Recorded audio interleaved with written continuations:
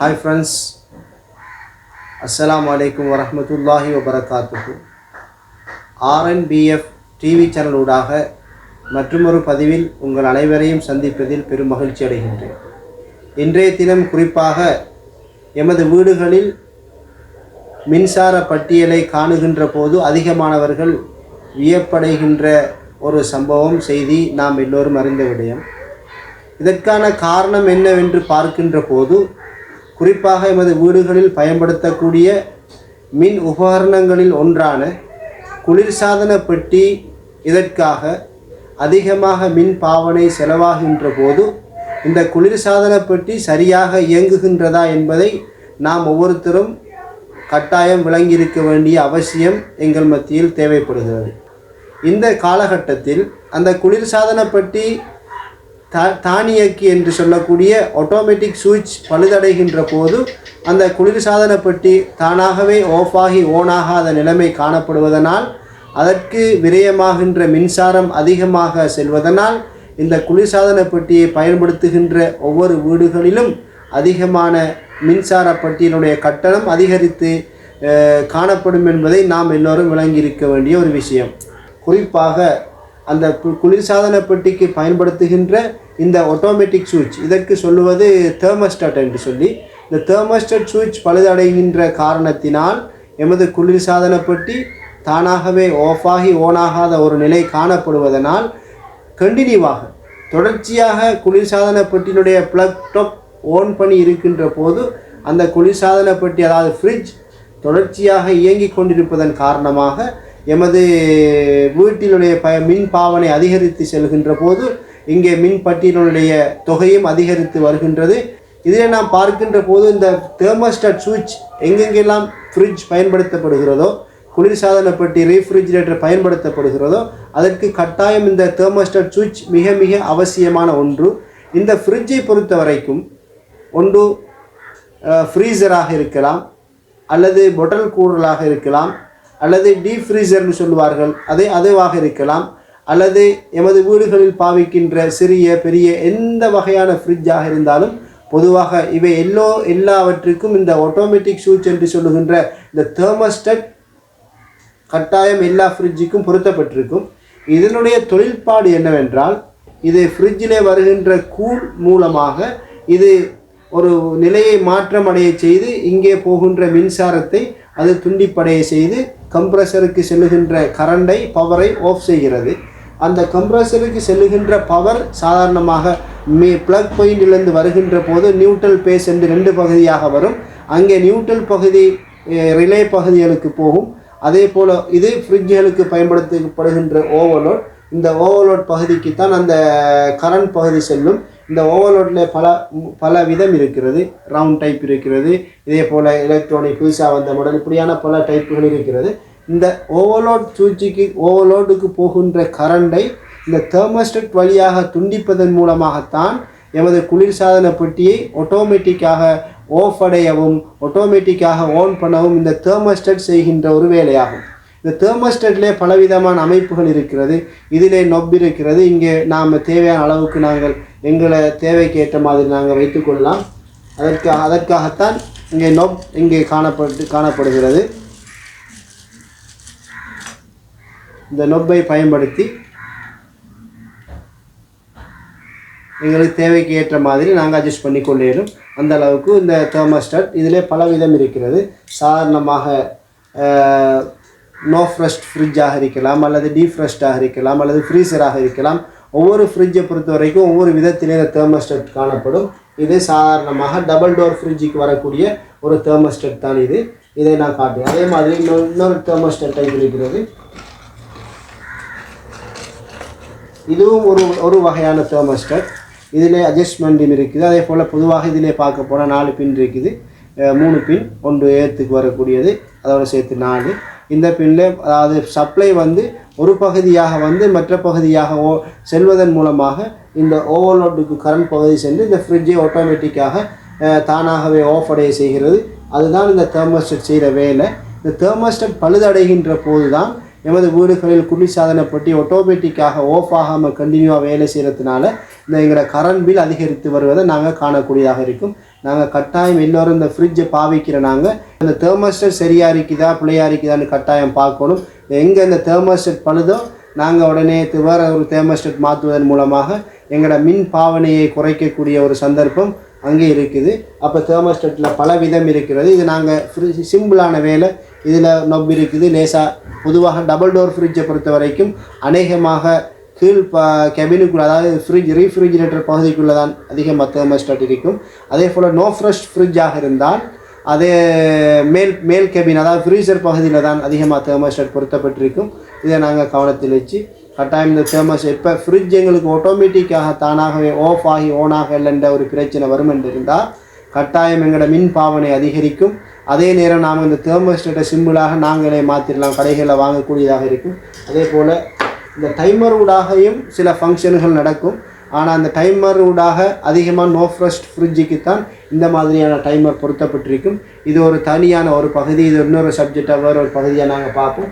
இப்போ குறிப்பாக தெர்மோஸ்டாட்டை மாத்திரம் தான் எங்களோட பகுதிகளில் வீடுகளில் தெர்மோஸ்டாட், அதாவது ஃப்ரிட்ஜில் பழுதாக போனால் கட்டாயம் இந்த தெர்மோஸ்டாட்டை நாங்கள் மாற்றுற நேரம் எங்களோட வீடுகளில் பயன்படுத்தக்கூடிய மின் பாவனையை நாங்கள் குறைச்சி கொள்ளலாம் என்பதில் எந்த விதமான சந்தேகமும் இல்லை.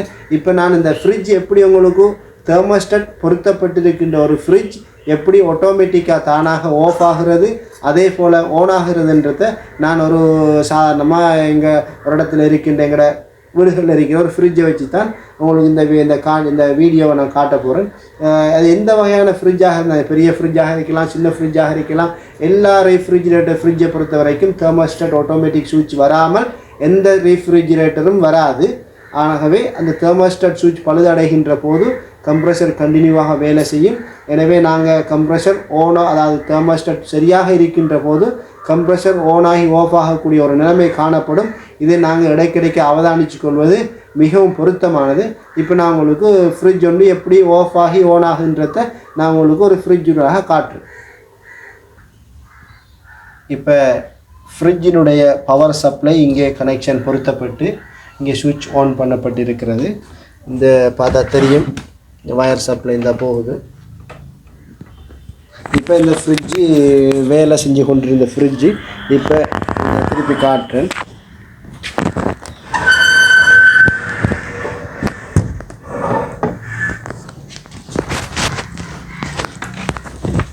இங்கே இப்போ ஃப்ரிட்ஜ் வந்து சுவிட்ச் ஆன் பண்ணியிருக்கு.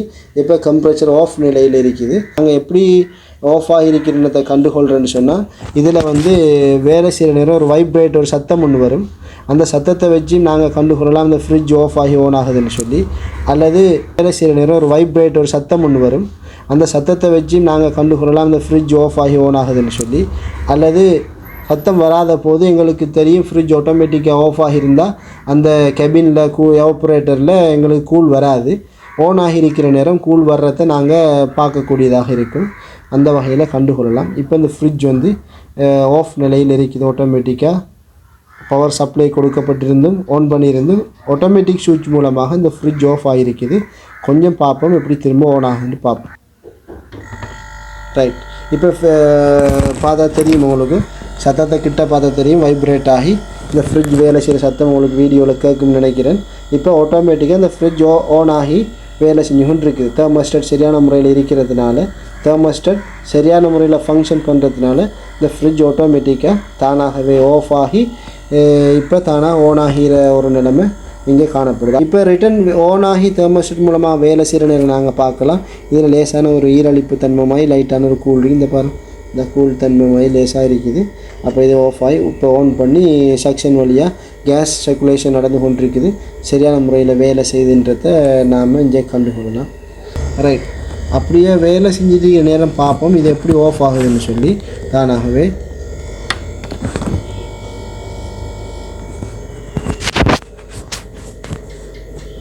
இப்போ எங்களோட தெர்மோஸ்டாட்டுக்கு நாங்கள் குறிப்பிட்ட அளவு சாதாரணமாக 1லேருந்து சில ஃப்ரிட்ஜுகளுக்கு 9 வரைக்கும் இருக்கும், சில ஃப்ரிட்ஜுகளுக்கு 1லேருந்து 7 வரைக்கும் இருக்கும்.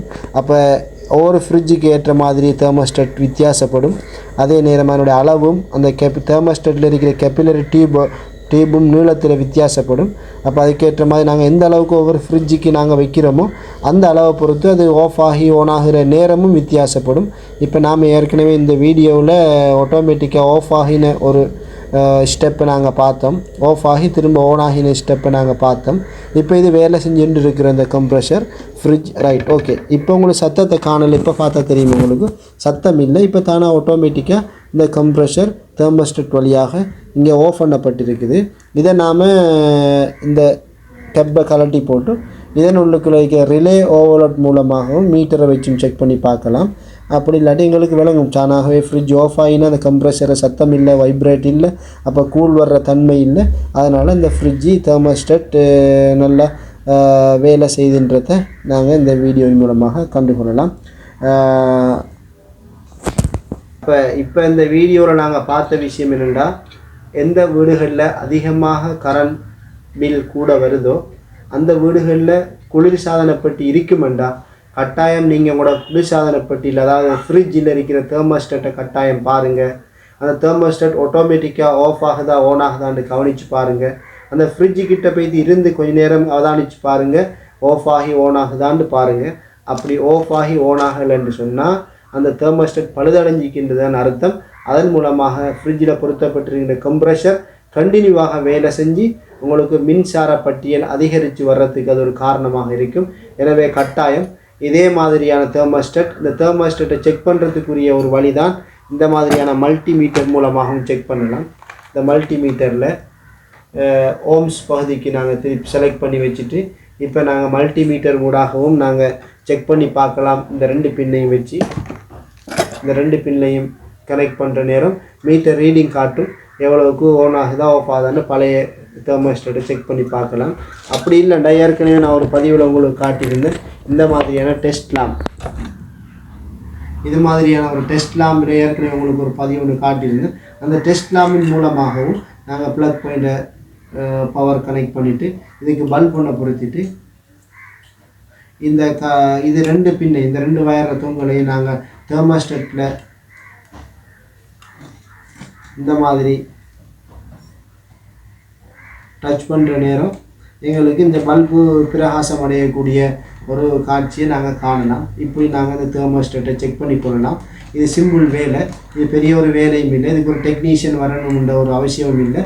குறிப்பாக நாங்கள் இந்த ஃப்ரிட்ஜை பொறுத்த வரைக்கும் தெர்மோஸ்டேட் தானா பழுதடைஞ்சிக்கின்றத கட்டாயம் நாங்கள் உறுதி செஞ்சு கொண்டு இந்த தெர்மோஸ்டேட்டை மாற்றினா அதில் எந்த விதமான பிரச்சனையும் வராது.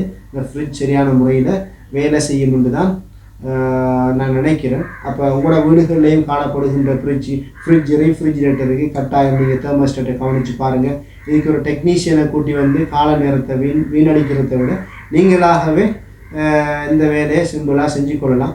இந்த வீடியோ உங்களுக்கு யூஸ்ஃபுல்லாக இருக்கும்னு நினைக்கிறேன்.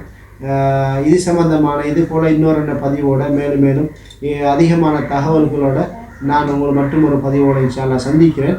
ஆனால் இந்த வீடியோ உங்களுக்கு பிடிச்சிருந்தா கட்டாயம் லைக் பண்ணுங்கள், சப்ஸ்கிரைப் பண்ணுங்கள், ஷேர் பண்ணுங்கள். கட்டாயம் மறந்துடாதீங்க. உங்களோட ஒத்துழைப்பை வழங்குறதுக்கு நீங்கள் கட்டாயம் மறந்துடாதீங்க. மற்றும் ஒரு பதிவில் சந்திப்போம். நன்றி. அஸ்ஸலாமு அலைக்கும் வரஹ்மத்துல்லாஹி வபரகாத்துஹு.